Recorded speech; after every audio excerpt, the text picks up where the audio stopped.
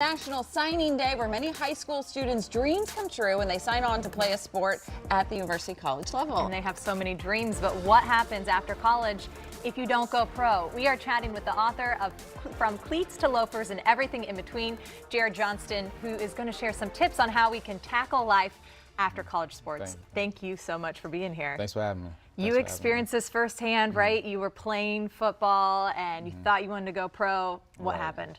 So my backstory is I was playing up until the age of 23. I had a knee injury, and that was one of the many things that, caused me to move on. But I had got so used to playing football for over 16 years, it became my identity. And some ways that it can become an athlete's identity is anything you're consumed with for multiple years, it's naturally gonna, form a mask on you. But also when you go through personal battles and struggles, you tend to use the sport to cover up what you're going through and suppress the issue.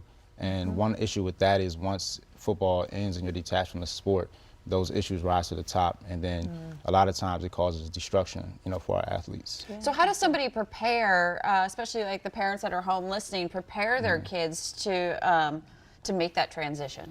Well, one thing I would say is that when you're interacting with college coaches, you're going on college visits, we have to start to use our power as athletes to turn the tables and ask questions instead of just going and being, a mannequin and the college coach is showing us everything. We need to ask them, how is it going to benefit us if we attend your university? Because you can go get a degree, you can win football games, bowl games, things like that, but it's not enough at the end of the day for our athletes. So we need to know, how are you going to help us outside of the football field? What opportunities are you going to give us that's going to make us an asset to society when we're finished? Is it important to be developing some sort of other interest outside of your sport at that time? But how do you do it when so much of your time is consumed by the sport? Right, yeah, that's the tough part. But what I would say is that along the way, you should take at least maybe an hour a day to get yourself used to other activities. And then also, I would say find something that challenges you just like football did.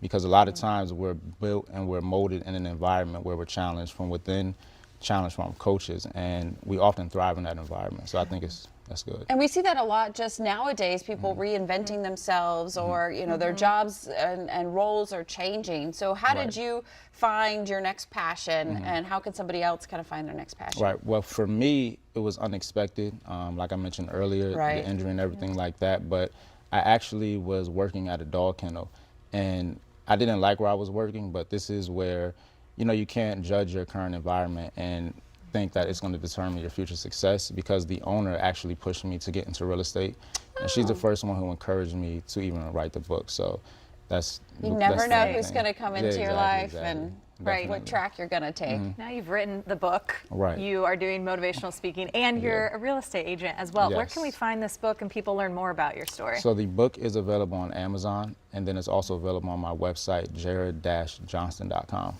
Awesome. Well, thank you for sharing your story.